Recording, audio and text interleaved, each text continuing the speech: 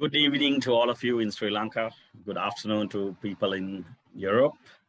And good morning to everyone in the US. Welcome to the Wildlife and Nature Protection Society's September lecture series. A few administrative functions to sort out before we start our lecture. We'd like to thank our main sponsor, Nation Trust Bank, for supporting this monthly lecture series and our publications, the Varana and Varanam, the Low Risk Magazine, and the Jungle Telegraph. Now let me get back to the main theme of the lecture. Our lecturer, Nilanga Jayasinghe from WWF. Nilanga is a manager of wildlife conservation at WWF, focusing on Asian species, particularly in elephants, tigers, rhinos, snow leopards, among others. She has nearly 20 years of extensive experience in international species conservation and has worked on conservation issues across the board in Asia, Africa, and North America. Her areas of expertise include human-wildlife conflict, Asian elephants, strategic planning, connectivity conservation, protected area management, capacity building, and technological applications for wildlife conservation. She is a member of the Asian Elephant Specialist Group and the Asian Rhino Specialist Group under the International Union of the Conservation of Nations, IUCN, and the Species Survival Commission, SSC, and a member of the Connectivity Conservation Specialist Group under the IUCN's World Commission of Protected Areas. In her role, Nilanga works with WWF field teams and partners in more than 15 countries in Asia to further conservation efforts of the ground for WWF's priority flagship species. She provides technical support for species conservation and management efforts and mobilizes resources to accomplish conservation activities. In addition, she works with global partners to develop and implement initiatives that harmonize species conservation with broader conservation goals. We are happy that Nilanga has joined us today, and I'm going to hand over the stage to her. Thank you, Nilanga. Good luck. Thank you, Jehan. Good evening, good afternoon, good morning to everyone joining us today. I'd like to thank WNPS for inviting me to participate and for the opportunity to share some information about, particularly about WWF's Asian elephant conservation work across the continent. Give me 1 second to share my screen. Okay, so as Jehan introduced, I work for WWF, or the World Wildlife Fund, based in the US. And I will actually set the stage with some context before we go into speaking about what the threats are to elephants and what we're actually doing to conserve them and protect them. So for some context, I think it's important to set the stage by noting that, as we all may be aware, we are currently using natural resources that would require 1.6 Earths to meet our needs. So our natural resource requirements are immense, as you can imagine. And within that context, WWF's Living Planet Index report has noted that we have lost half of the world's wildlife populations in the last 40 years alone. So, which, as you may also be aware, we're in the 6th extinction, Anthropocene, as you may have heard. And within this context, I will be speaking about WWF and the work that we do related to conservation. So you may recognize the panda, that is our logo. And the panda actually evolved in 1961, which is when we were founded. WWF was founded in 1961 in Glons, Switzerland. And since then, the panda was actually inspired by a panda at the London Zoo at the time named Chi Chi. And this is how our logo evolved over the years. So we started as an organization that focuses largely on wildlife conservation. It started with a black rhino project in Africa, but has since evolved to being a whole landscape approach focused organization that looks at every aspect of conservation and what is actually needed for wildlife and people to thrive in nature, which includes a landscape-based approach, which is working not just within protected areas, but well beyond within a broad landscape that includes mixed land use matrices, including community areas, cultivated areas, protected areas. So within that larger landscape, we work to ensure that conservation and conservation needs and people's needs are met within that broader scope, and includes forest conservation, freshwater conservation, looking at climate impacts, marine conservation, looking at food and markets, in addition to wildlife, for instance. So from that, our mission has evolved to be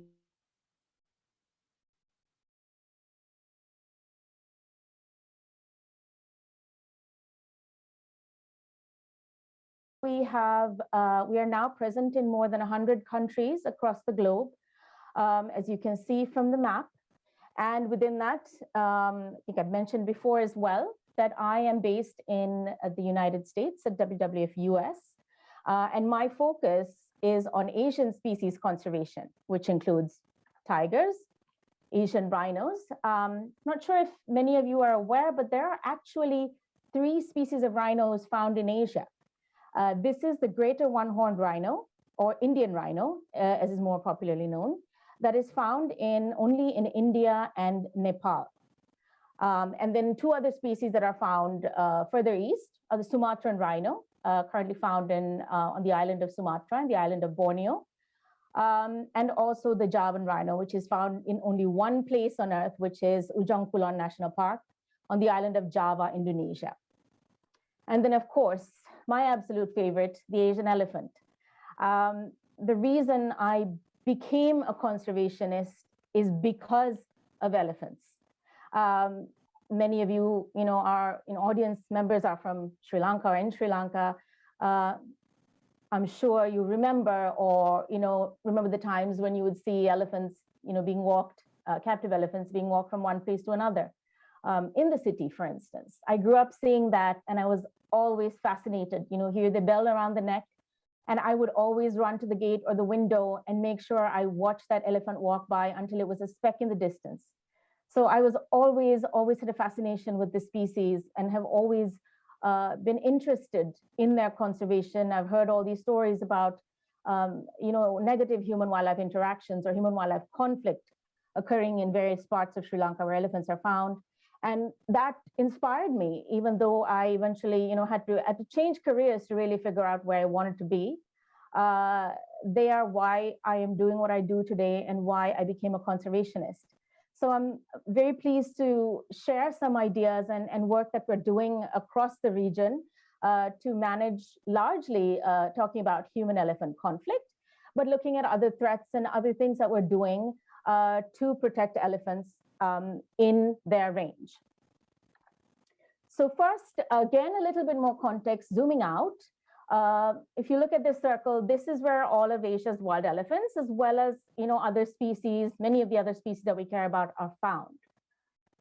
If you juxtapose that with human populations in the world today, you'll see that most people, most populations in the world live within this circle than outside. So you can imagine the immense pressures on wildlife, largely for space. So in Sri Lanka, you won't be, a stranger to the fact that there is significant habitat loss occurring. There is habitat loss occurring everywhere in the, on the globe, but also particularly in Asia, in this region. There is significant habitat loss that then leads to things like human-wildlife conflict. Here's an image of, an elephant herd having gone through a paddy field in Northeast India. They haven't actually consumed anything, but just walking through the paddy field has caused quite a bit of damage. And this can lead to, a household likely leading to the loss of income for, maybe even a year's worth of income being lost in one single, experience or negative interaction with elephants, for instance. And something else that could occur is that they could break into people's homes looking for grains or fruits or vegetables or other stores that they're attracted to. which means then again, that could lead to damages to people's houses, destruction of property at large, and even death and injury. And another thing that's important to note here is that human-wildlife conflict is common all over the world with all sorts of different species. Even in cities, you may encounter, some species of wildlife coming into your backyard, or, getting into a trash can or things like that. But when we speak about, large charismatic species like elephants, and while we all, the benefits of having wildlife are enjoyed by everyone around the world, I feel. But the costs of living with wildlife are disproportionately borne by people that live with the wildlife. And those people are largely poor, marginalized communities that have to deal with the actual impacts and costs of human-wildlife conflict. And then this eventually leads to the retaliatory killing of elephants in large part. And a lot of losses for people as well. So this is the issue, once again, I want to highlight, is that when you say human-wildlife conflict,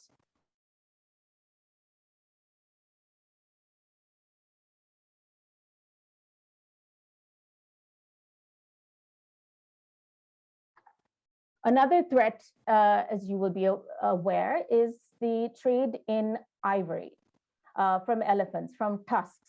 This is largely a more significant issue for African elephants because both males and females grow tusks in Africa, while in Asia, only males grow tusks. And today, because of the fact that tusked males have been hunted out over time, there are fewer tusked males than there used to be. But tusks are still in demand, and for such products as carvings or jewelry or things like that in the market. So ivory still remains an issue. Another product that we've been seeing rising kind of in the markets is the demand for elephant skin. So I will be going a little bit more into detail, further down in the presentation. But for now, I just want to highlight that this is also an emerging issue.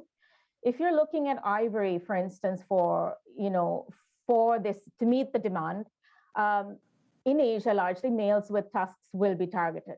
But if you're looking at skin, any individual is fair game. It could be females, young, the whole herd is likely to be targeted for the supply of skin if this does escalate to the level that the demand, reaches the level of ivory, for instance. And why skin? It has been used for a long time for various purposes, but lately we've been seeing for the past few years, past 5-6 years, we've been seeing that it's being marketed, the properties of skin, the subcutaneous layer of skin is dried and made into a powder and combined with other solutions and sold as a topical treatment for skin diseases like eczema and dermatitis. But also it is hardened and sold as these bracelets that are sold as good luck charms or necklaces or things like that. So that is something we have to really be alert about and be aware of. And as I mentioned, I'll get into that a little bit more a bit later. Another issue that we are seeing is population isolation for elephants.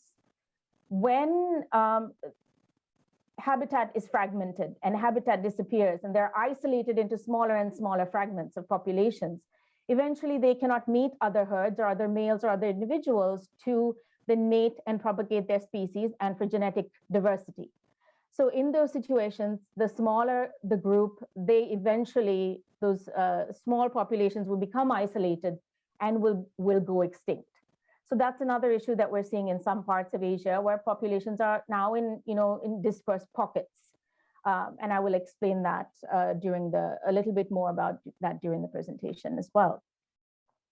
So another issue, again, as we're seeing, this is emerging. This has been around for a while in largely Southeast Asia, but it's also making an appearance now increasingly in South Asia, is the appearance of snares. Snares are largely used to capture ungulates like deer, wild boar, etc., that people actually eat for meat largely.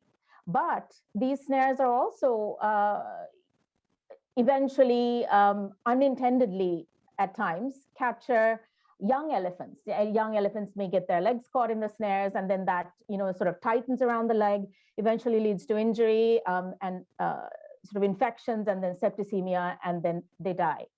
So the snaring issue is increasingly a problem. And this is an image from Laos where rangers or wildlife enforcement officers are out removing snares from protected areas, for instance. So the first point that we'll go into is largely about, the different tools and techniques and things that are being done to manage human-wildlife conflict. But before that, I'd like to share a map of Asian elephant range, just to give you an idea of where they were found, where they're currently found, and what some of the issues are that we're trying to address in these places. So the yellow that you'll see in the background used to be historic Asian elephant range. They used to extend all the way from Western Asia all the way through to China. Today, they're only found in 13 countries and in those little green pockets that you see in the map. So I'll be speaking, if you can see my cursor, I'll be speaking of some work in India, largely Northeast India, and a little bit in Nepal, as well as Myanmar over here, Thailand, Vietnam, Cambodia, Laos, and Sabah in Borneo, which is part of Malaysia. So I will, focus some of my stories on some specific places, but I'll be jumping back and forth, with other places as well, just to demonstrate the similar interventions that we're using in place in these other countries as well. So first, I want to go through some numbers just to give you an idea of how many elephants are there in these countries, in the range countries where we do work. For instance, in India, India has the largest population of Asian elephants, under, up to 30,000. It's the current estimate. Then Nepal has fewer, about 100 between 100 and 145 or so. Bhutan has a little bit more. And also the other important thing to note is that many of these elephants, if they're found on the mainland, are transboundary. They move between countries that are adjacent to each other. So largely, elephants from India can go into Bhutan, those in Bhutan can come down to India, or they could go into Nepal. So there's a lot of movement of these elephants within these areas as well.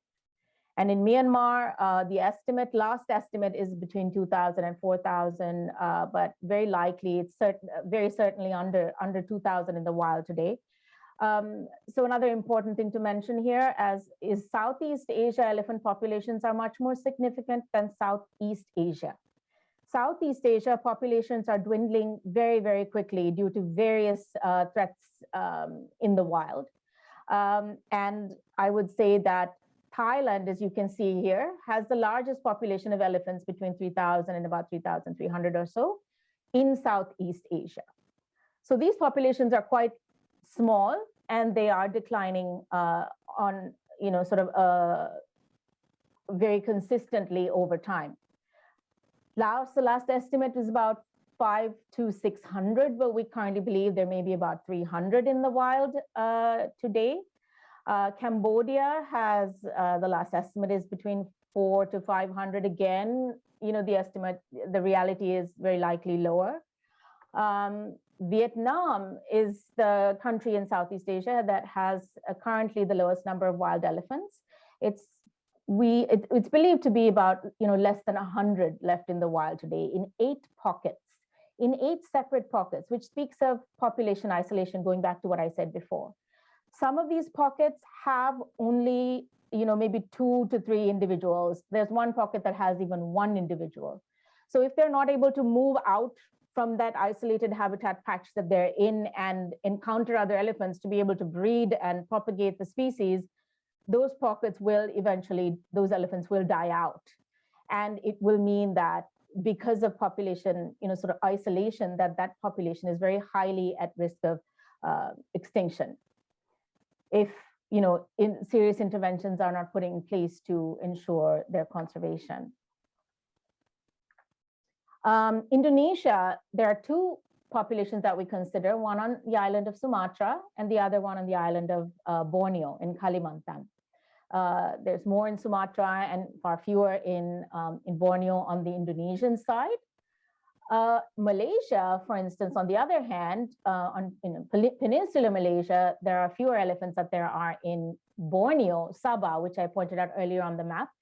And the elephants in Sabah are also known as, they're Bornean elephants, but they're also, you may have heard of them being referred to as pygmy elephants. So there are around 2,000 or so in Borneo as well.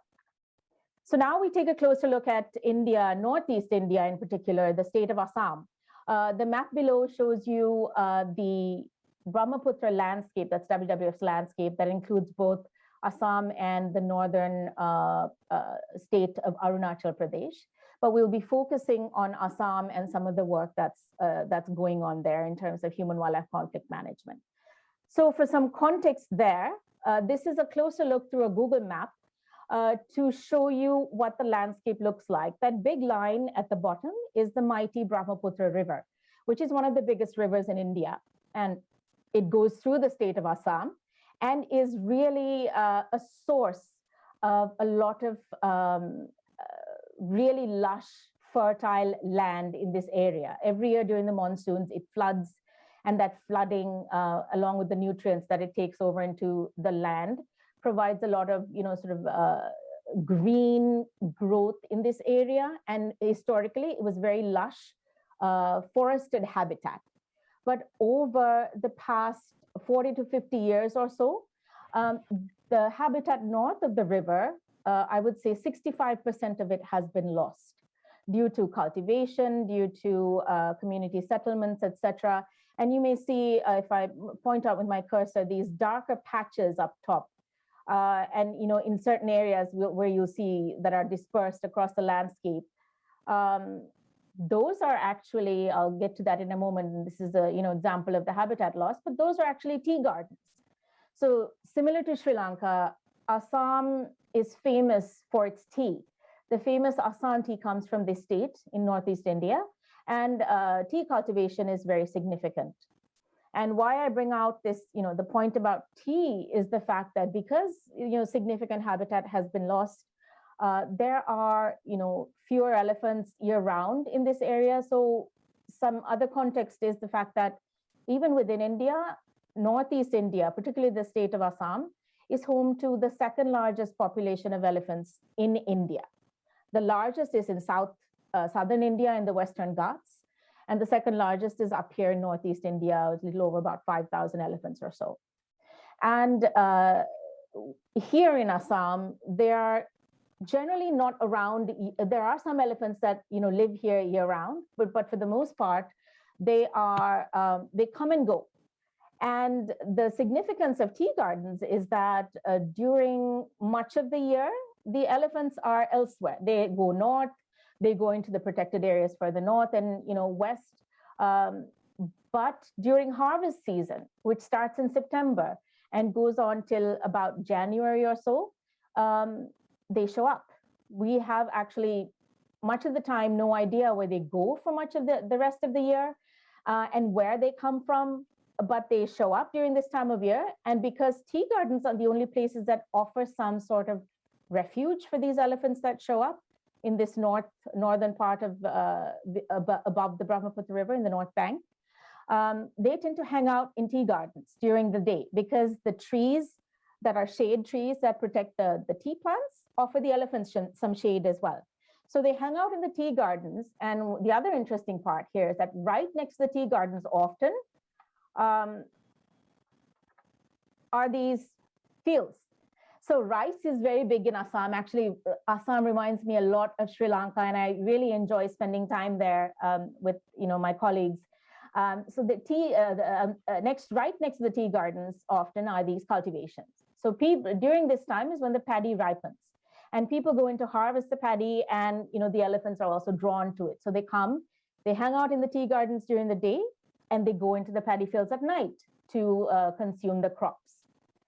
And so here's an example. Here are the elephants hanging out in the tea gardens, as I mentioned, during the day. And then here's an example of actually, you'll see the grains of rice in the dung that my colleague is showing me here. So somebody has gone in, had some nice meal of rice, and you poop this out the next day. And so it is an issue that then leads to people losing their crops, etc. So one of the simplest tools that we can use, and that has been proven to be effective, is the use of electric fencing. Electric fencing put up in areas that don't actually barricade movement paths for elephants, but are put in place where they've actually sort of established raiding tracks coming into, areas where they don't historically move, but they found to be enticing places to come into because of the crops that are available. You put in these electric fences to keep them out.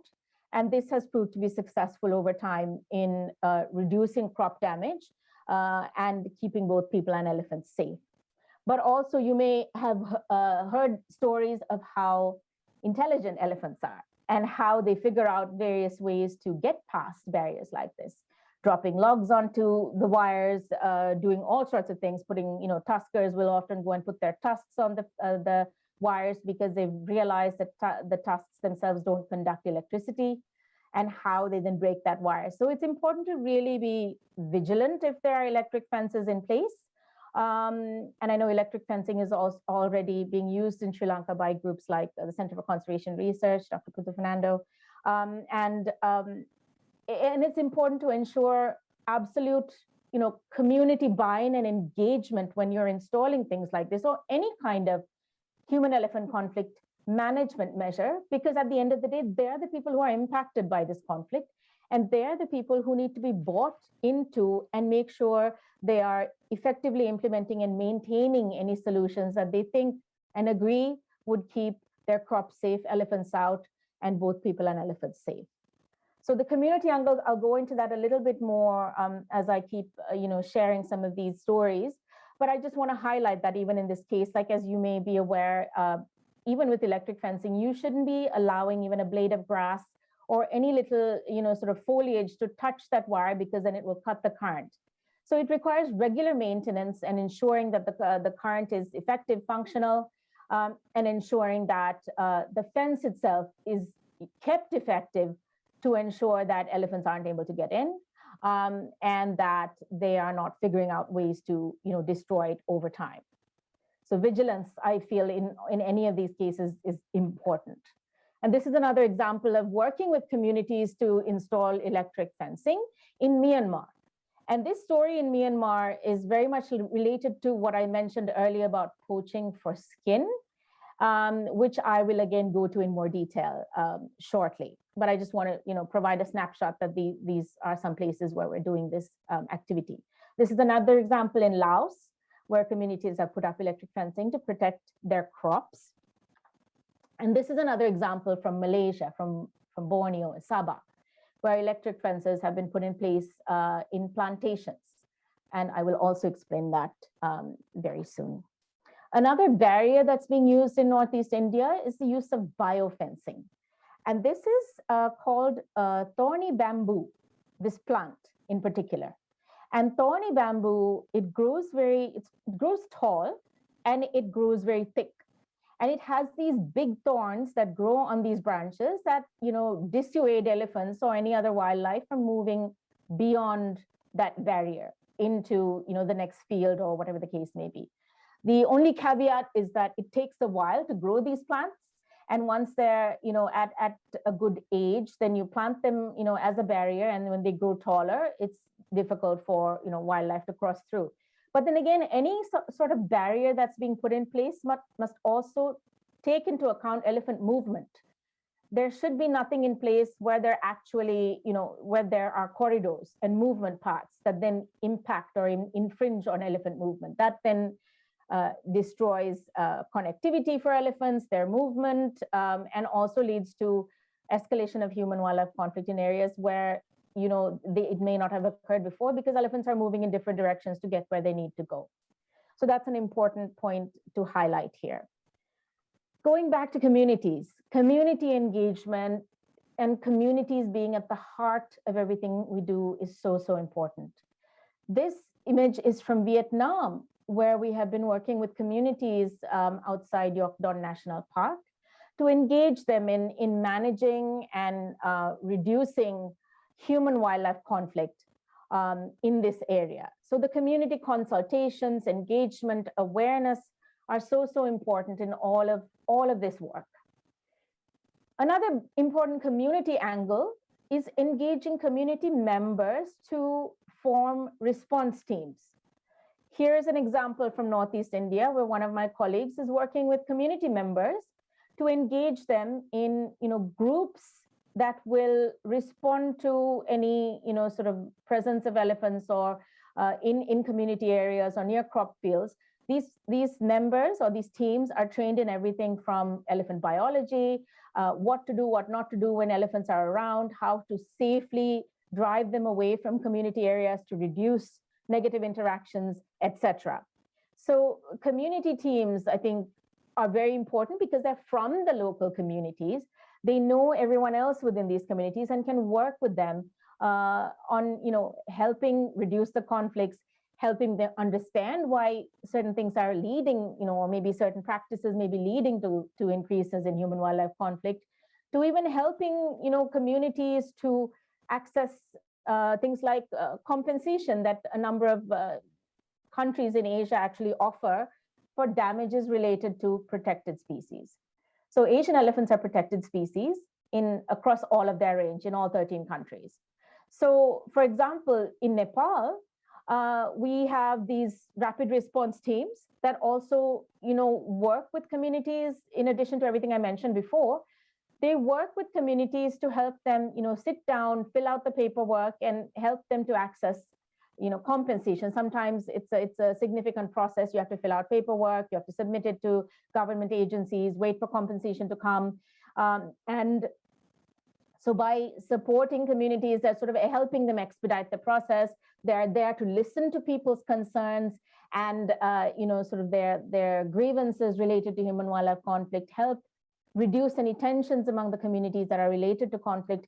This is actually an example of a rapid response team. That is the only team led by a woman from the community in one of the buffer zones outside a protected area in Nepal. And here's an example of one of the rapid response team members responding to a conflict incident soon after it has occurred to kind of get more information. What happened? What were the damages? How can they then help the communities following the incidences? This also enables community or improves community goodwill for conservation if you are responding to their needs. And going back to what I said before, most of the people that bear the biggest brunt of living with wildlife are marginalized and poor communities. If their daily needs for food, water, houses, income, are not met, there is no real reason why they would care about conservation. So it's really important that they are engaged as our partners and very close stakeholders in this whole effort to manage human-wildlife conflict moving forward. And then in addition to engaging communities, awareness is extremely important. Communities must be aware of what they're dealing with when it comes to living with wildlife. What are the do's and don'ts? What should they be then proactively engaging on to prevent and reduce human-elephant conflict? This is actually a street play that has been put on by tea garden workers, apologies, that moved a little quickly, tea garden workers in Assam, where they're putting on a play to sort of teach people, raise awareness about what it means to sort of live with the fact that elephants show up in their gardens on a regular basis, and they may encounter them as they're out working in the fields. And this is another example of team members engaging with communities and sharing information on man-animal conflict at large. And also community engagement means working with communities to provide opportunities for alternative livelihood in income access. Here's an example from Nepal, where communities are engaged to grow plants like mentha, which is mint. Here's a farmer cultivating mentha. Mentha is not palatable, for instance, to elephants and many other wildlife species. So they don't tend to come and destroy these crops.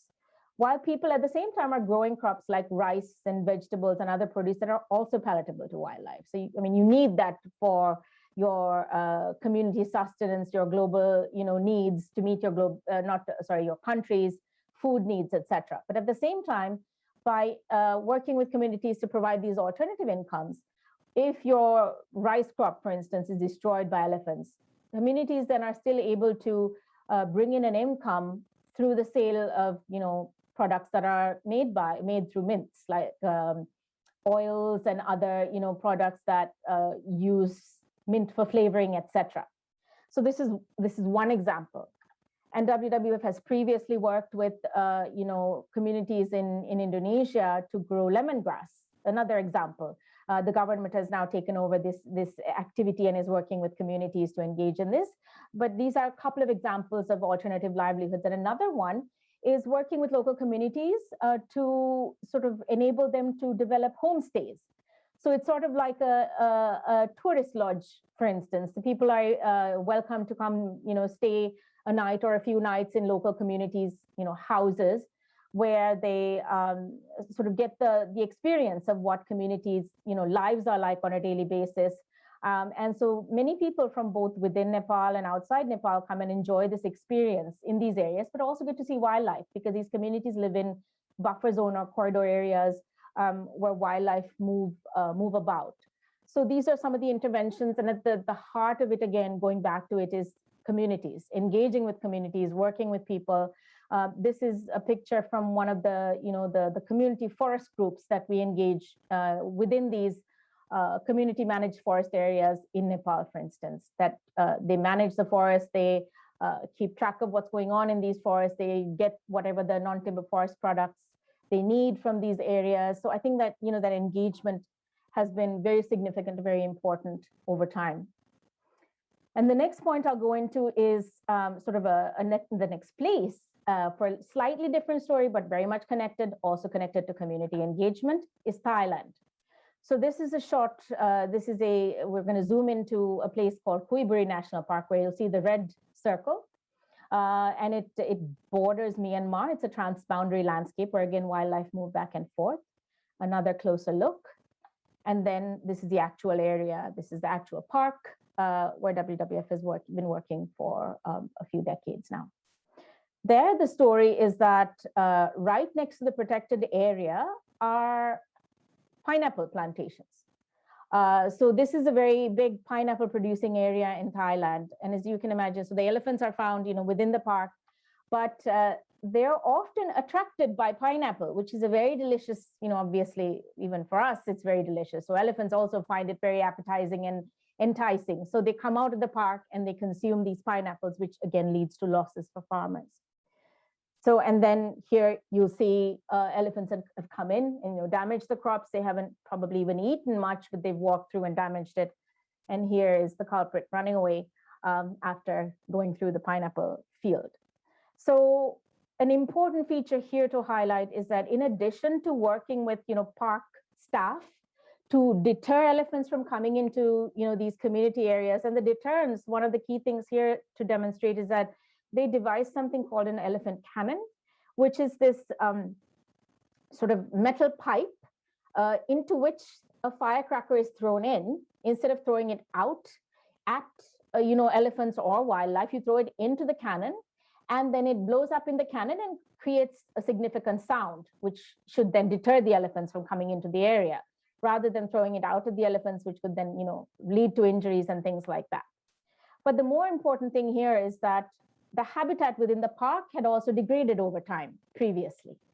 Because of that, there were efforts made to, an invasive species had proliferated. I know this is an issue, in many places in elephant ranges, the proliferation of invasive species like lantana and mycenia. So invasive species removal is done in these places, but at the same time, native plants are then grown in nurseries and then replanted with the engagement of communities. Invasive species removal and replanting, all of that engage local communities in the surrounding areas.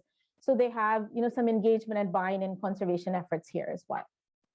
In addition to that, communities are engaged in sustainable tourism activities in the area. Kui Buri is one of the best places to see wild elephants in Thailand. So local community members have been engaged as guides to sort of tell the stories of these elephants that are found in the area, what the issues they deal with are, and just provide tourists coming to see them a great experience. So that also includes, the engagement of communities to sort of further conservation efforts in this area as well. The next point we'll go into is radio GPS collaring. So this is also very much connected to, managing and reducing human-wildlife conflict, but also it's very important for research to understand more about elephants, where they're going, what are the important habitat areas. And I know this has been done previously in Sri Lanka by Dr. Fernando as well. So collaring is something that we are using across a number of different countries.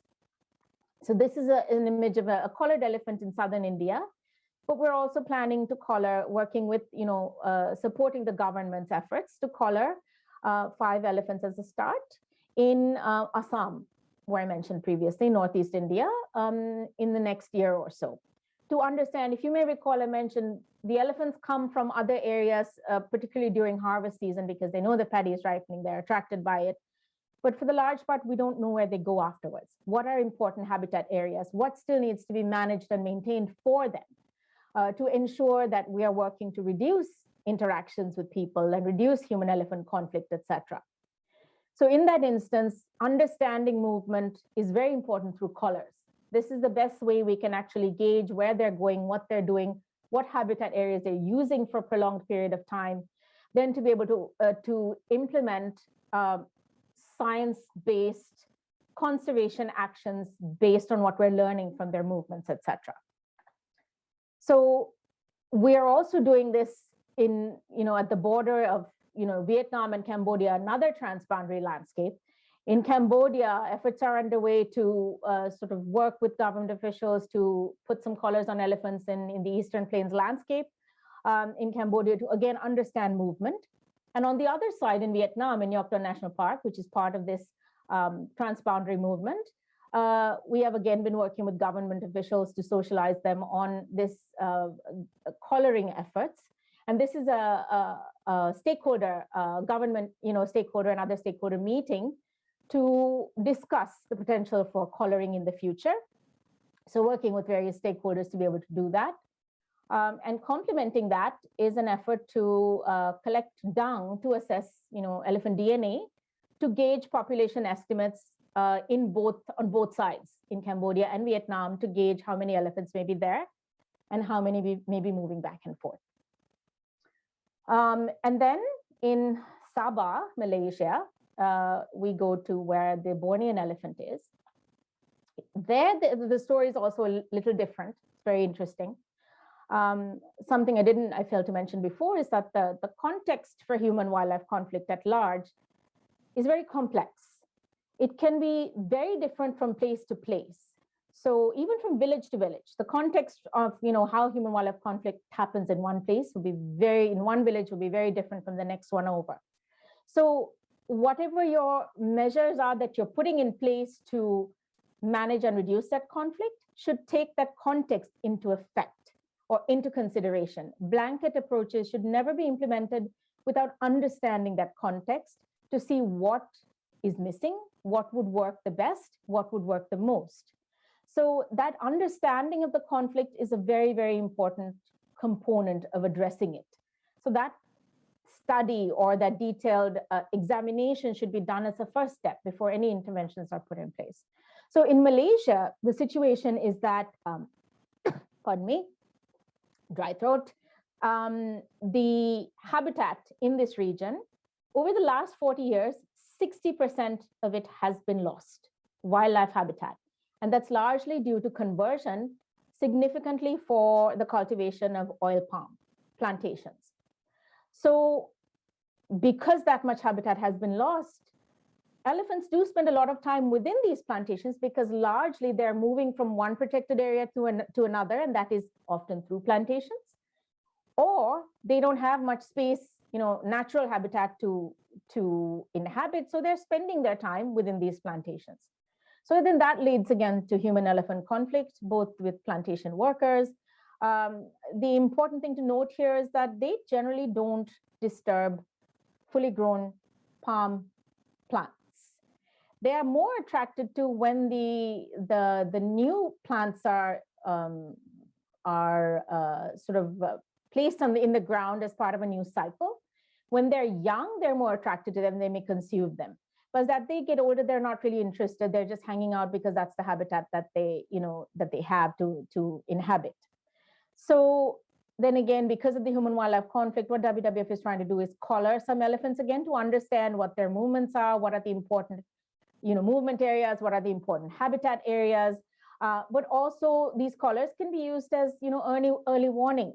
If the collar is pinging saying there's an elephant in the area, you can warn plantation, workers or owners or whoever the case may be that there are elephants present. Please be mindful, please be careful and operate accordingly. Another example is that WWF has been working with a company, a plantation company called Sabah Softwoods, where previously there was a lot of conflict because elephants and other wildlife were moving through these areas and causing some damage. And to reduce that, the plantation was very much interested in working with us to put in place corridors. So they restored a part of the plantation that is a movement area, a movement corridor, back to sort of native vegetation, native wildlife, so which then has since increased the movement of wildlife through that specific area rather than through the plantation, which reduces damages to the plantation and keeps wildlife and people apart and keeps wildlife safe and enables them to move from one protected area to another through that plantation. And this is an example of an elephant actually moving through this corridor, camera trap documentation of an Asian elephant, Bornean elephant, moving through this restored corridor area. Then next, I would like to go to Myanmar for a slightly different story. If you recall what I mentioned before in terms of the poaching crisis for skin, for instance, there's a connection, there's a relationship between human-elephant conflict and that poaching as well. So in Myanmar, we started collaborating with our partners, the Smithsonian Conservation Biology Institute. They had been doing a lot of collaring activity for many years in Myanmar. We partnered with them in 2016 to start, putting collars on elephants along with the government at the time, and many other stakeholders and partners. So with this collaring activity, we were hoping to, again, human-elephant conflict was increasing. We were hoping to understand, what was happening, what areas of habitat had been impacted, where were these elephants moving to that was then leading to conflict. So this collaring was supposed to give us that information. But not long after we got these collars on these elephants, we realized that some of them were ending up poached. The collars had been cut, the elephants had been killed, and significant portions of their skin on their bodies was missing, had been cut out. And with that, we realized that there was an emerging crisis started in Myanmar. Myanmar still has significant forested habitat in the country. So elephants, within that habitat sometimes are a bit harder to find.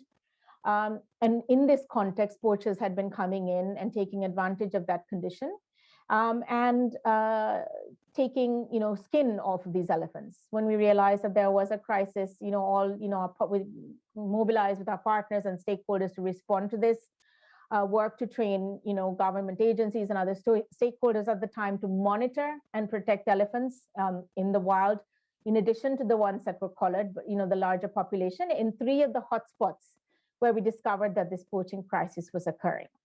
So this is an example of stakeholders, government and other partners out in the field monitoring elephant populations at the time, looking for tracks and movements to make sure that those elephants were monitored and protected consistently. And then in addition to that, there was a significant, going back to awareness, how important awareness is for conservation at large, is there was a significant awareness campaign that was launched at the same time called Voices for Momos.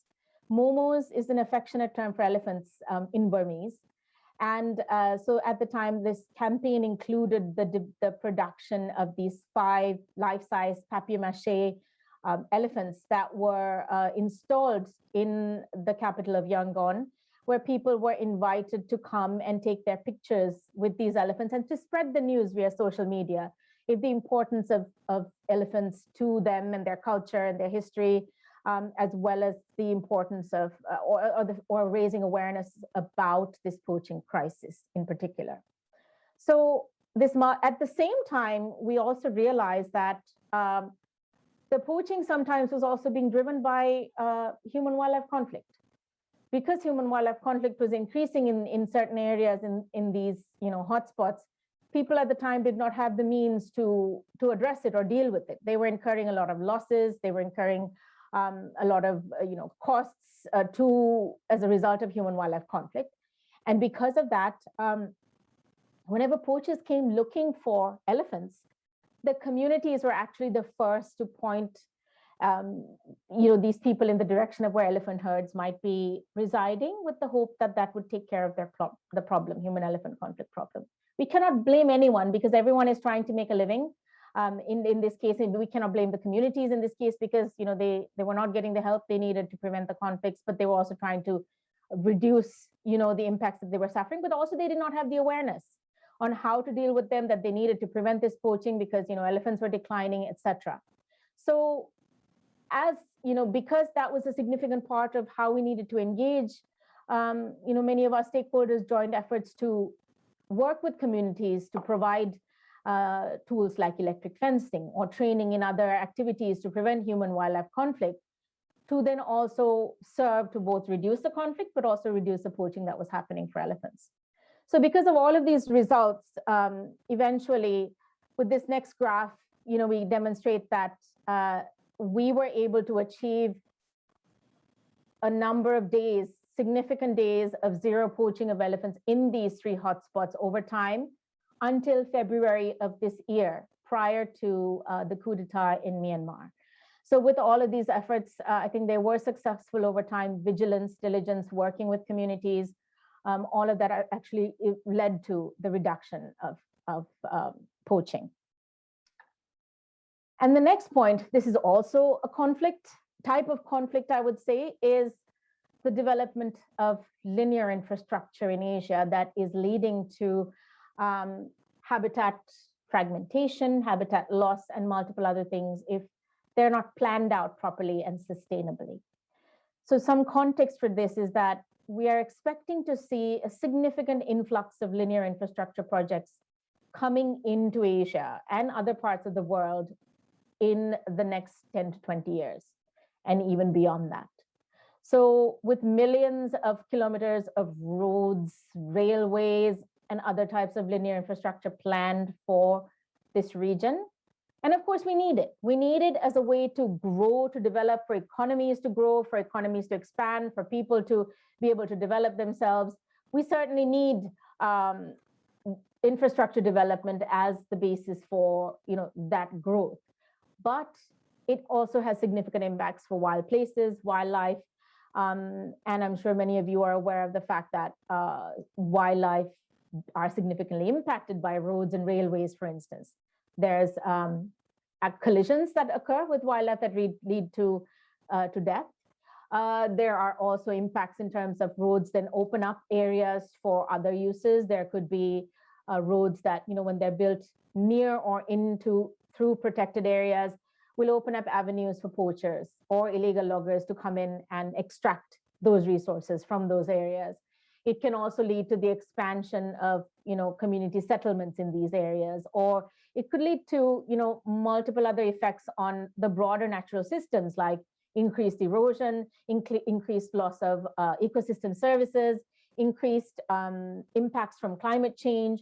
So there are lots of things that occur through, the development of linear infrastructure if they're not developed sustainably and with wildlife in mind. And this example in particular is from Assam, again in Northeast India.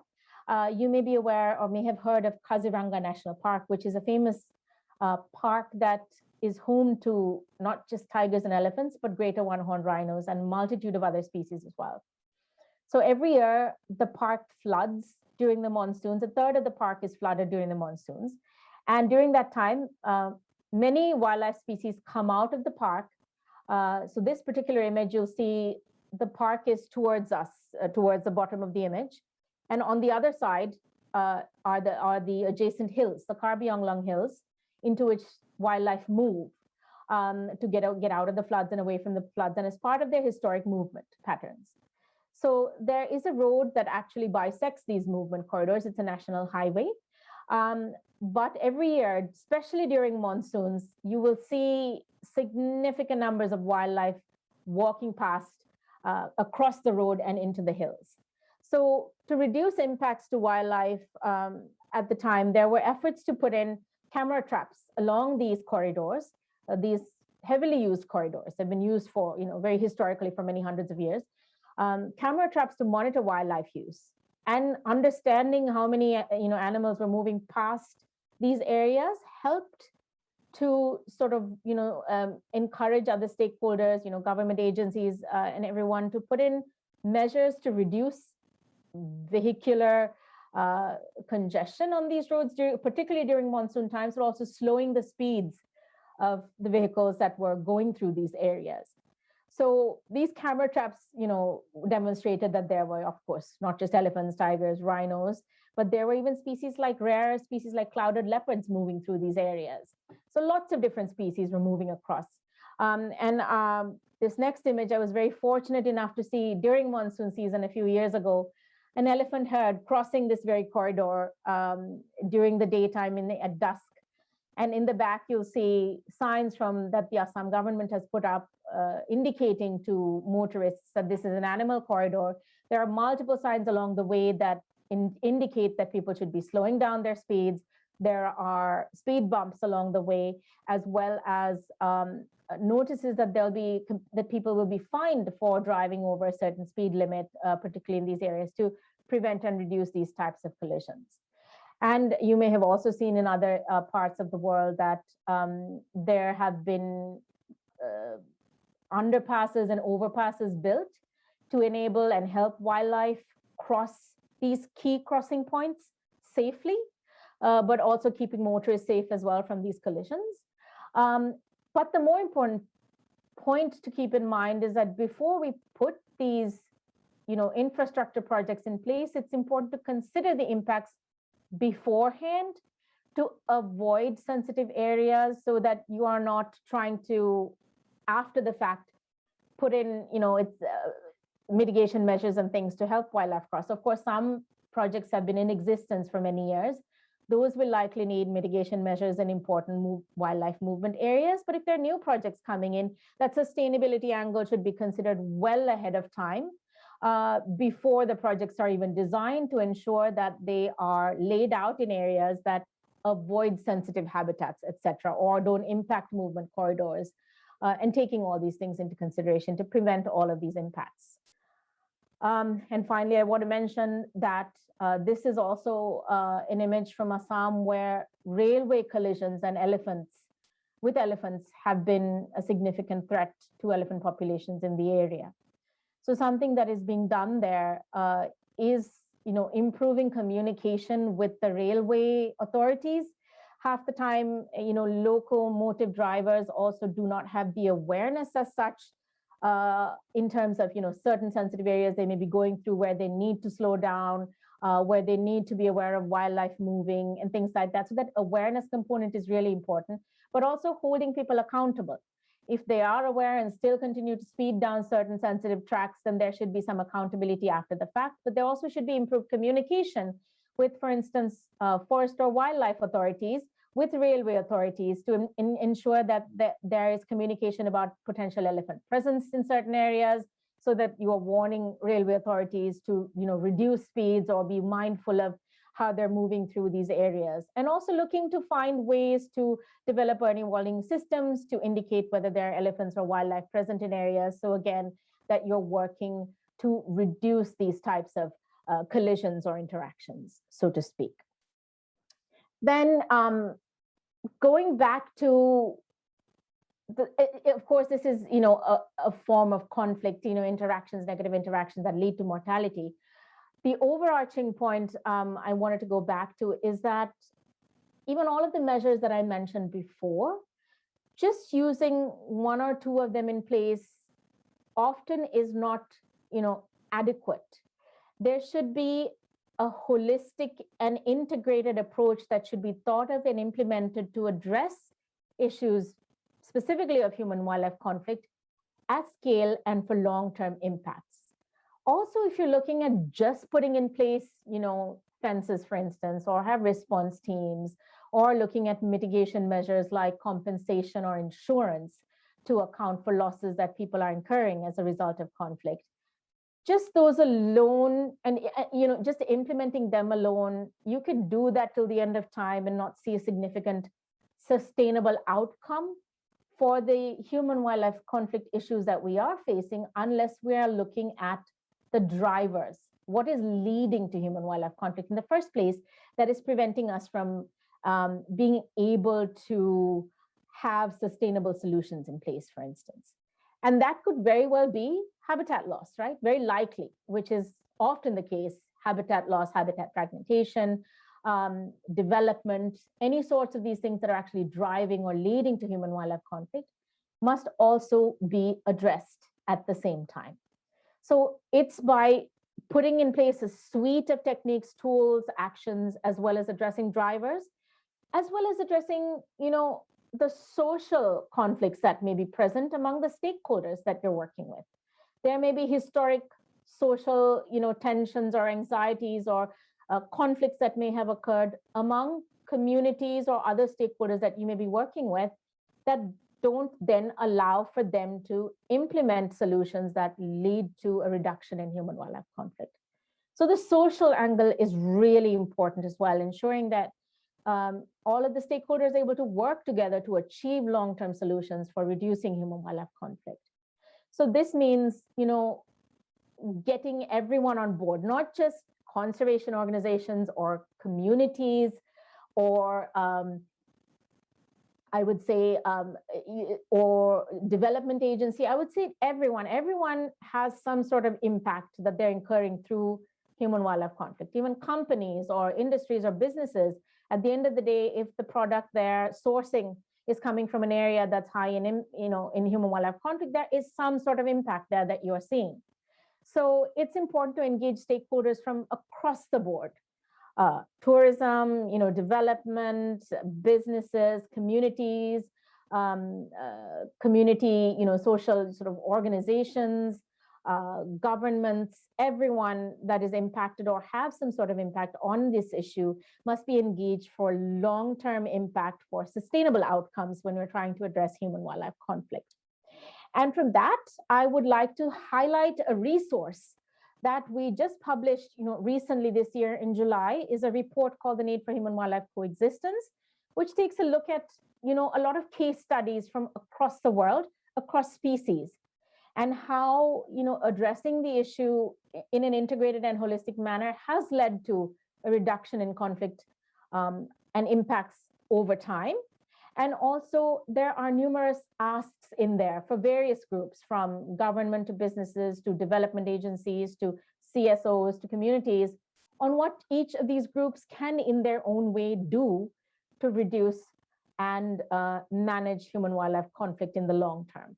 So if you go to www.worldwildlife.org and go into publications, you'll be able to find this report if you'd like to learn more. And I'm sure our WNPS colleague can share that at some point as well, so that you can access to learn more about the subject. And with that, I would like to thank you all for joining us today and joining me to hear about some of the work that we're doing. And as we at WWF like to say, together possible, if we can all come together and engage in these activities and actions, we can certainly look for a future where elephants and people and other wildlife can, coexist to some degree. It will not always be absolutely perfect, but at least if we can achieve coexistence to some level or some degree, I think it would be a win in our books. So with that, I thank you and hand it back to Jehan, and I'm happy to take any questions that you may have. Thank you, Nilanga, for that informative lecture. To give you a quick break of water or something, I'll just make one more announcement.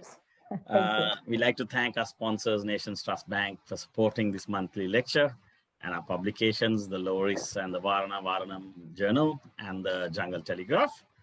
So yeah, we have a few questions, Nilanga, and if you are ready, one of the questions that we were all expecting, obviously, is does WWF have a plan to work in Sri Lanka in the future? And if so, is there a timeline? Thank you for that question. There is certainly interest because, it's an important elephant range country, for instance, as with the multiple other, significant diverse species and, biodiversity present.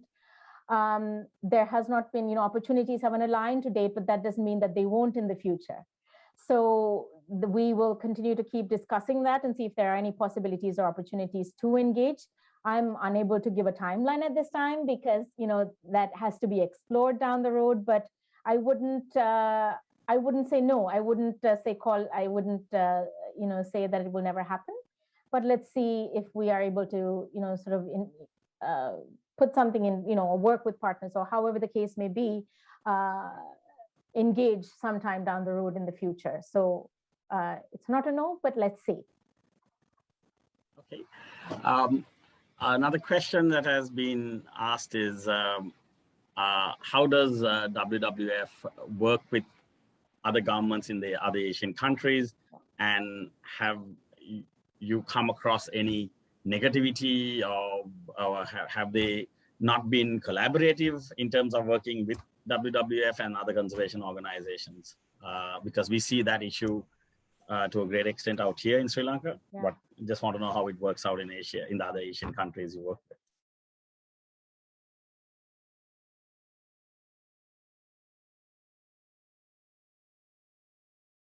Up to policymakers to be able to, affect health. Nilanga, your screen was stuck for a minute, so if you can start again. Okay, apologies for that. So WWF works, across everywhere we work from the grassroots level all the way up to, the governments and the policy level, as well as across borders, across countries at that transboundary level as well, to help affect change at scale. And that means that absolutely we engage with governments everywhere we work. We would not be able to work on the ground, without the engagement, partnership, and the support of, government authorities that allow us to engage and work on the ground. It, varies in different places, but I would say absolutely it is an important component of the work that we do, particularly in protected areas, but because they are managed by, the governments, the forest departments, the wildlife departments, etc. So that close collaboration is very important, and that engagement, developing those relationships and working in the trust and all of that is really important. So I would say that it is a significant component of the work that we do in many places. According to scientific research, when does WWF or maybe yourself when do you feel that elephants will be extinct? Hopefully not, but when? So personally, I'm hopeful, which is why I do what I do.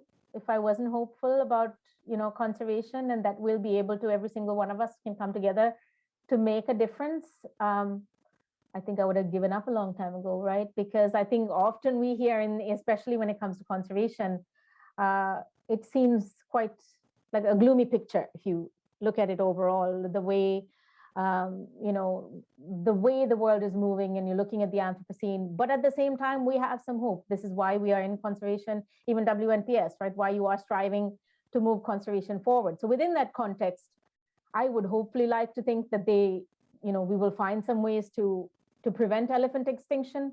So, but based on scientific research, it depends, right? There are different, there may be populations in some countries that may move towards extinction much faster if populations are declining, smaller populations. As I mentioned, population isolation could be a factor, many other things. But I feel like many of the species we care about, I feel like they are going to be conservation dependent in some form down the road because of the speed at which the world is moving and the changes that we're seeing. And I think it will certainly require tremendous effort from all of us to ensure that that doesn't happen. I'm not even going to touch the extinction part because I personally don't ever want to see a day where we don't have elephants in the world.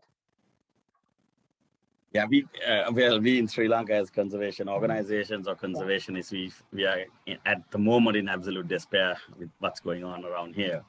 So another question that has been asked is in the community programs that you all have been doing with the other Asian countries, where does the funding come from? Does it come purely from WWF, or is it a combination of different funding initiatives, or does the government put in any, those governments put in any funding as well? So it's multiple sources, I would say, from different countries that provide funding to work that goes to efforts on the ground. It could be government funding from the US, for instance. There is opportunities that come up either through USAID or the US Fish and Wildlife Service, or the State Department through INL, which is the International Narcotics and Law Enforcement Bureau, for wildlife crime related work. So there are various government opportunities for funding that could be put in place for natural resource management and conservation. In addition, there are foundations that provide funding for various wildlife conservation purposes. There are also individual major donors that provide funding for work that goes to to the work on the ground, as well as members. Members who are part of the organization who provide funding that is then diverted to conservation actions as well. So there are multiple sources, I would say, of funding that then go into conservation efforts. Those are just some that I mentioned. I'm sure there are more that I'm not thinking of right now, missing, but yes.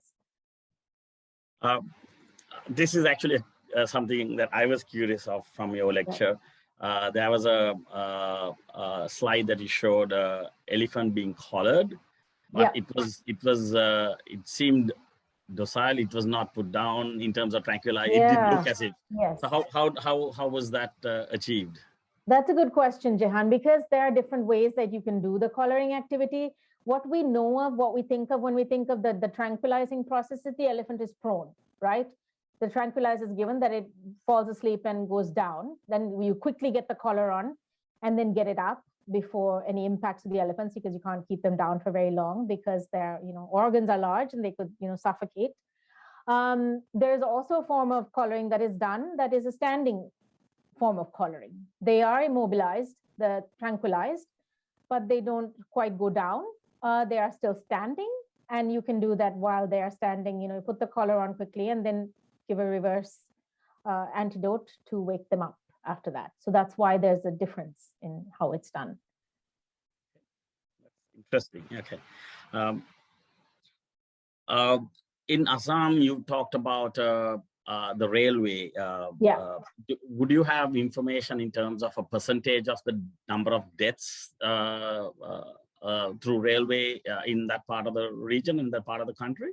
Yeah, there have been. I'm afraid I would have to get back to you on the actual numbers. I don't have that off the top of my head, but there have been some significant deaths, over time. High numbers of deaths in Assam, in particular, in India, as a result of, train collisions.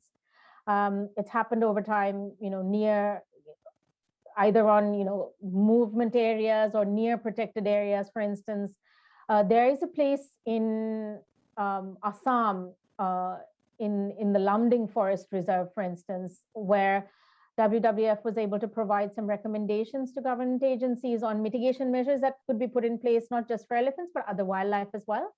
And they have been put in place there along that road, the highway NH54E, where elephants have been recently documented using those underpasses. So it has been effective in sort of reducing, collisions along that highway, and the underpasses are, for instance, being used.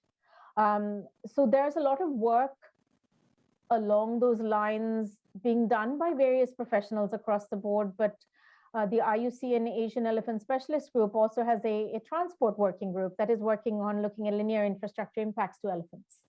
So through that group as well, we have been looking at, what case studies have been, that we have documented across the range in terms of measures that have been put in place, what has reduced, these sort of impacts and interventions. And you will see more information on that coming out in the next few months as well. So that's, something else that you could keep an eye out for in terms of providing more information and guidance and expertise on those impacts as well.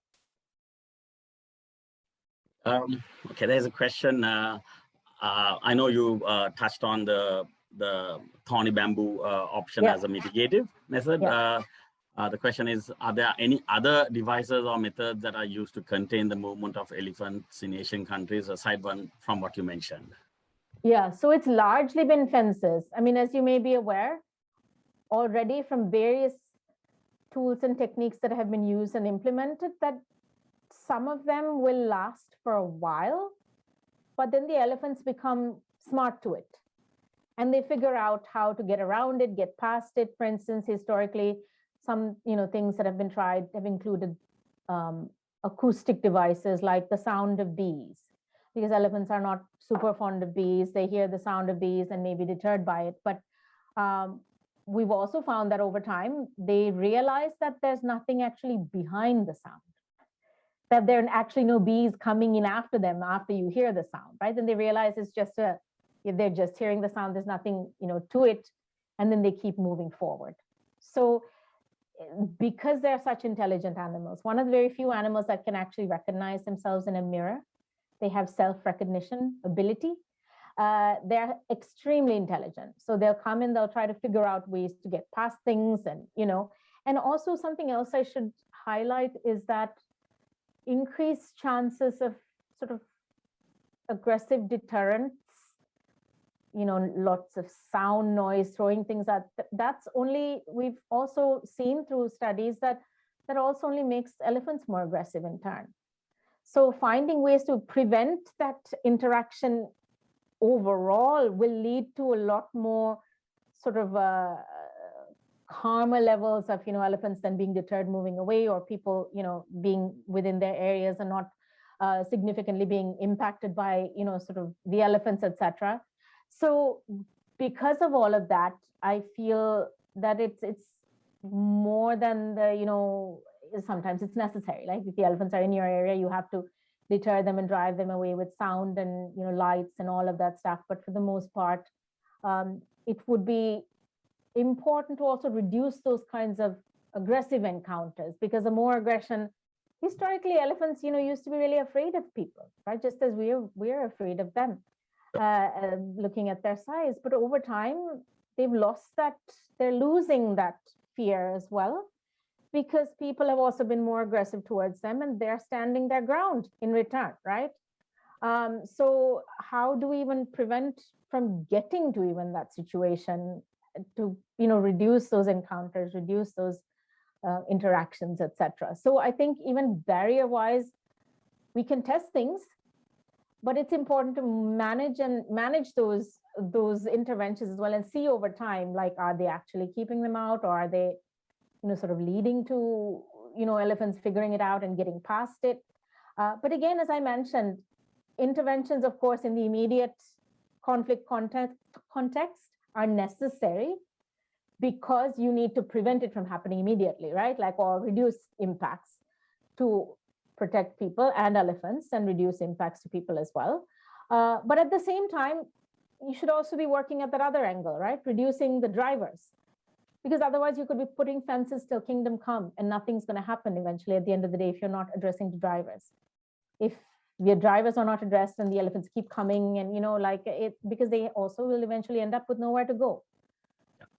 So then it's really important to think through those like holistic and integrated interventions at that higher scale or higher level. That's the classic issue we have in Sri Lanka, where the mitigation of the driving force behind HEC, Sri Lanka being the highest in the world, is not happening. And all these organizations, including Dr. Prathu, is trying the village fencing and the agricultural fencing options. There is another question that's related to, about 2-3 questions related to fencing. So I think you answered pretty much most of it on what I had asked, but I'll just read the question out. Are you able to give an idea of a measured result as to which mitigation methods have worked best? And the other question was, in your experience, is it best to choose electric fencing or natural fences like bamboo you mentioned, or palmyra palm? Let me go back to something else I said before, context, right? So you cannot go in expecting to put bamboo fencing in a place if the context doesn't really allow for it or does not really require it. So I think the first thing here is to understand what is happening. Has more habitat been lost as a result of encroachment or development or anything like that? What is then leading to elephants coming into certain areas? What is happening even on the ground? Are people putting up measures to prevent, their crops from being lost, or is it just happening at large? Are people aware of what they should be doing, for instance, right? I think the awareness part is huge here. Making sure that, we are working with communities, engaging them, making sure that they are invested and bought into any tool or technique that you're suggesting that they put in place. We cannot go in out from outside, helicopter in and say, hey, use an electric fence, or here's an early warning system, put in place. Make sure communities understand it, they're bought in, they're willing to put it in place, they're willing to manage it and monitor it to gauge its efficacy.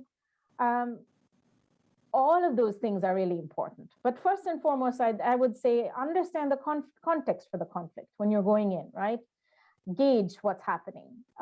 There is a system that was, developed by a tool that was developed by one of my colleagues at WWF that is called the Safe Systems Approach, where it looks at SAFE, S-A-F-E, systems approach, where it's, first of all, first step is an assessment of what's going on, right? You're assessing based on 6 elements. Are you understanding understanding the conflict? What prevention measures are being put in place? What mitigation measures? So there's a difference here. Let me explain a little bit of that. So historically, for the longest time, when we talk about human-wildlife conflict management, everyone calls it mitigation, right? You say human-wildlife conflict mitigation. But I think there needs to be a shift in how we talk about it, because mitigation actually is only one component of human-wildlife conflict management. Mitigation is usually what we do after the fact, after human-wildlife conflict has occurred.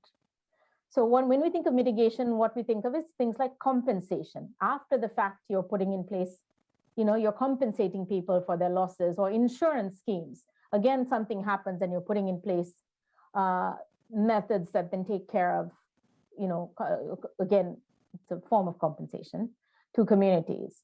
But it is only, as I mentioned, one component of that integrated or holistic approach to addressing human-wildlife conflict. So we like to call it overarchingly human-wildlife conflict management, right? When you're incorporating all of these things. So going back to the 6 elements, I talked about understanding the conflict, prevention, mitigation, response teams, so which I mentioned, responding to the conflict is really important, what you do afterwards.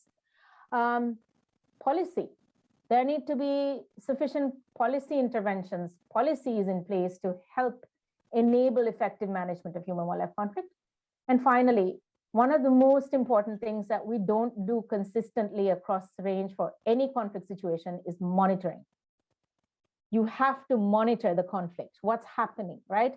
From the moment you go in, you understand the situation, you put in your interventions, you should monitor what's happening. Whether are your interventions effective? Is it then leading to a reduction in human-wildlife conflict? Is it escalating it? Then you adaptively address the situation if you are consistently monitoring. Lack of consistent monitoring also means that we don't have standardized data from across countries, for instance. How many elephants are lost every year as a result of human-wildlife conflict? How many people are lost every year? I know India and Sri Lanka have those numbers, but most other countries don't. So we don't have that consistent way of monitoring. So if we cannot monitor that consistently, we won't know if our interventions have been effective or not. So through this approach, you're gauging which of these 6 elements might be strong or weak within your system. And within that, then you try to improve the ones that may need more improvement within that. And that eventually then leads to what we call a safe system, which means your wildlife are safe, people are safe, your assets are safe, and the habitats are safe. So at the end of the day, you're moving towards a sustainably sort of managed human-wildlife conflict sustainably managed system, so to speak. moving on to a different species, the Sumatran rhino and the Javan rhino that you talked about. Yeah. What are the numbers that are now currently been documented that is still, in those countries? Yeah. So Sumatran rhinos. There's a question after that also. And is there what type of work is being done to try and save this? Yeah. So Sumatran rhinos, we believe there are about less than about 80 left. 80? There are no, in the wild. There are no, accurate, absolute, these are all estimates, right? Because it's really difficult to understand, how many may be there because they're in very forested habitats, difficult to monitor and estimate. And also Javan rhinos are found in Ujungkulan National Park. There are just over about 70 left. And Javan rhinos, another fun fact, I mentioned greater one-horn rhinos in India and Nepal before. Javan rhinos are also called lesser one-horn rhinos. So they look very similar to the greater one-horn rhino, the same very distinct armor-plated looking skin folds that they sport. And both species have only one horn. Sumatran rhinos are the only Asian species of rhino that has two horns. And that's the smallest species of rhino. And they're also fuzzy. They're quite hairy, quite cute. And, the Javan rhino, and the one-horn rhino in India, in Kaziranga, the Indian rhino is supposed to be bigger, right? If I'm. It is. There's still a debate between whether the one-horn rhino, Indian rhino, or the white rhino in Africa is the biggest.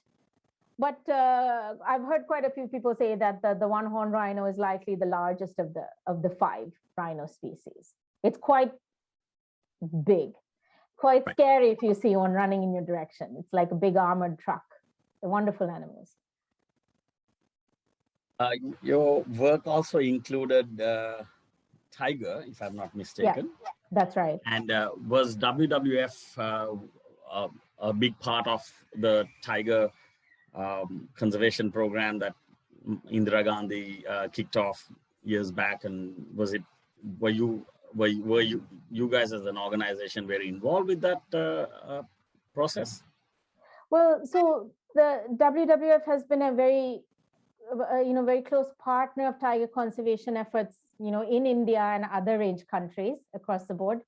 We have an initiative that was actually kicked off in the year 2010, which was the last Chinese Year of the Tiger, 2010. That's when so tigers are also found in 13 range countries in Asia. So the governments of all 13 range countries came together in 2010 because there was a big realization that, tiger numbers were plummeting. They were decreasing. And at the time, it was believed that there were only about 3,200 wild tigers left. Estimates put it at that, number. And so that's when governments, came together to talk through and put some momentum behind tiger conservation. It's a very iconic carnivore. It is like the most charismatic, for us, the leopard is, in Sri Lanka, right? If you think about it. But for countries that have tigers, it's the most iconic carnivore, the top predator in the landscapes that they're found in. And so it was really important to sort of reverse this decline. So since then, the governments agreed to an ambitious goal of doubling the number of tigers by 2022, which is the next year of the tiger, Chinese Year of the Tiger, which is next year. So since then, we have seen improvements, improvements in numbers. Some countries have done much better than others. And numbers have certainly, as we have seen them through the most recent national estimates, not all countries have done national estimates, but from the countries that have done the national estimates, we've seen, increases in a number of them, including India, Nepal, Bhutan, Russia, China. That numbers, seem based on these indicators are on the rise. And based on the last, assessment at which the halfway point in 2016, the understanding was that there were, just under 4,000 tigers now. The numbers had, sort of elevated or risen up to that level. So while we're, kind of not anywhere near really achieving that ambitious goal, but I believe that we have certainly, as you know, I mean, when I say we, I don't mean WWF, I mean the entire, the community, the conservation community, governments, partners, stakeholders, the efforts that have gone into this have demonstrated that the trajectory has moved in the right direction. Earlier, it was a downward trajectory, right? At least with these numbers improving, escalating, we're seeing kind of the right trajectory moving up. So now we're looking at, what we need to do for the future of tigers. Like, I mean, as I mentioned, many of these large charismatic species are always going to be conservation dependent because of the significant threats that they face in the wild. Tigers are in demand for various purposes. They are poached for not just their skins, but practically all of their body parts for various purposes, for uses in traditional Asian medicine, to the skin for pelts, to the bones, meats, organs, whiskers, everything. So when a tiger is poached, usually nothing is really left behind. Whatever the parts that are not used or not useful are usually buried, and everything else is taken. So for instance, if an elephant is poached or killed, you find the carcass, right? You know that, or a rhino is poached for its horn, just the horn is taken, the rhino carcass is still there. So you know that that an individual was poached. But tigers is really difficult because of what I just mentioned. And usually we understand that there may have been a poaching incident somewhere when you confiscate a pelt, for instance, that may be being illegally smuggled somewhere, right, through a wildlife trade chain at some point. You confiscate it and you compare the stripe patterns on the pelt with camera trap evidence that you may have from different protected areas that in countries that may have been monitoring their wildlife, right? For countries that are doing national assessments, how they do it is through camera traps. And tigers, the stripe patterns are very similar to our fingerprints. Every tiger has an individual stripe pattern. So you can identify individuals through this camera trap evidence. And so if you're comparing that to maybe a pelt that is confiscated somewhere and you identify that this tiger came from X place, then you'll know that tiger was poached in this country, this park, likely, but also in the sense that if you're looking towards the future of tiger conservation, you have to look at, managing the impacts of things like infrastructure development, right? To ensure that the connectivity is maintained for tigers and other species. Also managing human-wildlife conflict. Increasing numbers, it's a great conservation success, but at the same time, it also means increasing numbers of predators, right? Tigers are predators. And it means that today also many of the protected areas that they're found in are surrounded by a sea of humanity. Lots of, villages, communities, all of that stuff. And they're often tend to be fragmented. There are some connected protected areas, but many of them are not directly connected one to the next unless through corridors. So when they're moving about trying to establish their new territories, so for some context there, tigers are very territorial. In each individual has a significant territory that they establish. When cubs are born, generally after maybe 18 months to 2 years or so, they move away from their mother to establish their own lives and territories. Often in the same area that they were born, if it's within a protected area, most of those territories are already taken by the tigers, right? So they'd have to have a dispute to establish who's boss. Often these youngsters tend to move away, in search of their own territories, and that means outside of those protected areas. So when they're going in search of these other areas, they often inevitably have to go through human-dominated landscapes. That means that they may end up killing livestock along the way as food, may encounter people, may end up killing people, and then that leads to human-tiger conflict, and then retaliation, etc. So how do you then enable, working with communities and all related stakeholders to manage that conflict, and also enable tigers to move freely without, impediments to their movement along corridors, etc. So, those are some of the things that we have to think about and consider for the future. If you're bringing back a species, that's a great conservation success, but then how do you make sure that they are successful down the road and into the future?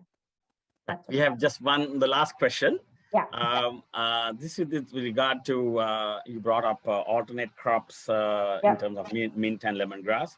Has that been a success in any of the countries that this has been worked on? Yes. So they have been successful. And there's another case study that a different organization has, engaged. You'll find that in the report that I mentioned. But that's about, again, that's also lemongrass in a way, for like it's sold as a product in Thailand, grown for tom yum soup, which lemongrass is a significant ingredient in that, right? So to prevent human-elephant conflict, that's an alternative crop, and the production of it, how you can produce other products like that are related to lemongrass, scented soaps or whatever the case may be, in addition to the actual lemongrass that goes into food. Then the mint production, of course, that's very successful. There's another crop grown in Nepal, chamomile. Chamomile is also important, used in teas and all sorts of various purposes. So there are successful crops, but again, let me go back to the fact and say that everything is context dependent. What is the demand in your country for which crops? What is the weather conditions in the places where you're growing the crops? You shouldn't be growing a certain crop in an area that is very water dependent, for instance, if it's a really dry zone area. So all of those things need to be taken into consideration and be compatible with your environmental conditions as well, and what the context for conflict is, and whether that's going to be a successful method that you're using for long-term impacts and sustainability. Okay, thank you very much, Nilanga. Thank you for your time. Thank you for delivering this interesting lecture to us, and hopefully the next time you would give one, it'll be about Sri Lanka and its elephants and its success story, hopefully. One can hope, yes. Fingers crossed. Thank you again for having me. Really appreciate it. Have a great evening.